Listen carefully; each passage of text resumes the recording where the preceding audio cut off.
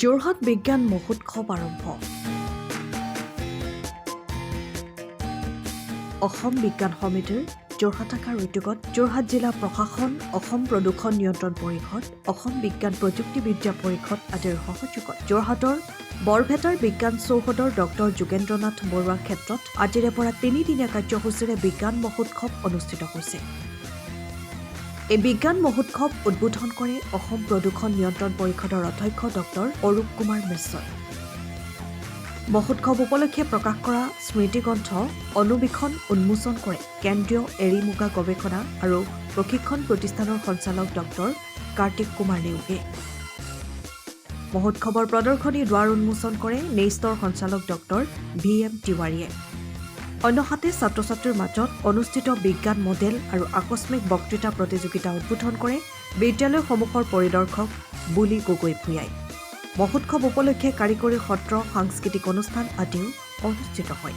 এই মহোৎসৱত জিলাখনৰ কেইবা শতাধিক ছাত্ৰ ছাত্ৰীয়ে অংশগ্ৰহণ কৰে। যোৰহাট বিজ্ঞান মহোৎসৱ আৰম্ভ কৰিছোঁ আজি 19 তাৰিখ, 19, 20 আৰু 21 জানুৱাৰী তাৰিখে ইয়াত আয়োজন কৰিছোঁ। এই ঠাইডোখৰ হৈছে এখন খ্ৰীষ্টানপট্টি ভিলেজ বুলি কয় আৰু ইয়াতে আমাৰ 2 বিঘা মাটিৰ এটা চৌহদ আছে অসম বিজ্ঞান সমিতিৰ যোৰহাট শাখাৰ।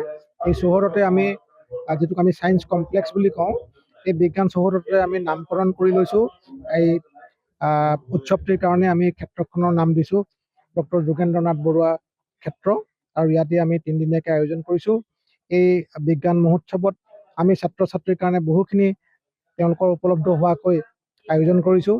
আমি যোৰহাটৰ যিমানকেইটা শিক্ষা আৰু বিজ্ঞান গৱেষণাগাৰ প্ৰতিষ্ঠান আছে এই সকলোকে আমন্ত্ৰণ জনাইছোঁ।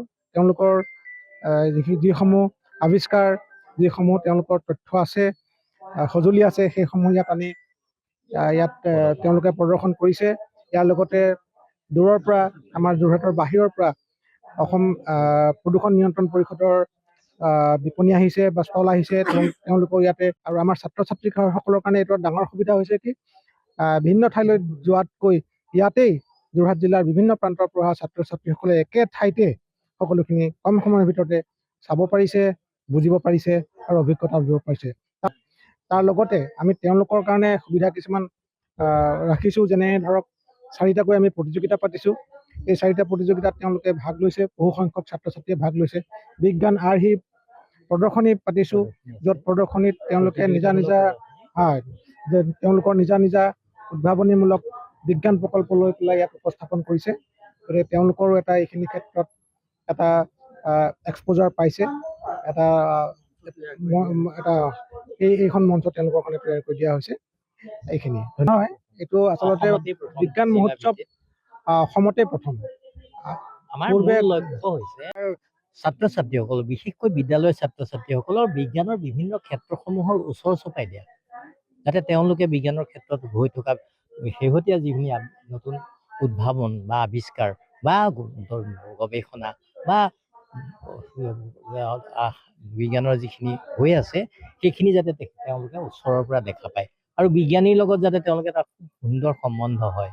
বিজ্ঞান বিষয়টো যাতে আমাৰ ল'ৰা ছোৱালীবিলাকৰ পৰা দূৰ হোৱাৰ পৰিৱৰ্তে একেবাৰে ওচৰতে তেওঁলোকে সহজ কৰি ল'ব পাৰে। আমাৰ লক্ষ্যটো সেইটোৱে। সেইকাৰণে আমি 3 দিনীয়া কাৰ্যসূচী ল'লোঁ আৰু প্ৰতিদিনে একোটা তেনেকুৱা ধৰণৰ বিশেষ ধৰণৰ কাৰ্যসূচী আছে। চেষ্টা কৰিছোঁ যে আধুনিক বিজ্ঞানৰ আৰু কাৰিকৰী প্ৰযুক্তিৰ যিবিলাক উদ্ভাৱন হৈছে এইবিলাক যাতে তেওঁলোকে অতি কম আয়সতে ইয়াতে থলীতে তেওঁলোকে উপলব্ধি কৰিব পাৰে আৰু নিজৰ বিবেকৰ দ্বাৰা বিজ্ঞানৰ বিকাশ, মগজুত যিটো বিজ্ঞান মনস্কতা বুলি কয় তাৰ বিকাশ ঘটাব পাৰি। তাৰ কাৰণে আমি এটা প্লেটফৰ্ম মঞ্চ তৈয়াৰ কৰি দিয়া হৈছে আৰু সেই যে তেওঁলোক উপকৃত হ'ব ইমানেই। সময়ৰ খবৰ সময়ত পাবলৈ ফ'ল' কৰক টাইম অফ আছাম।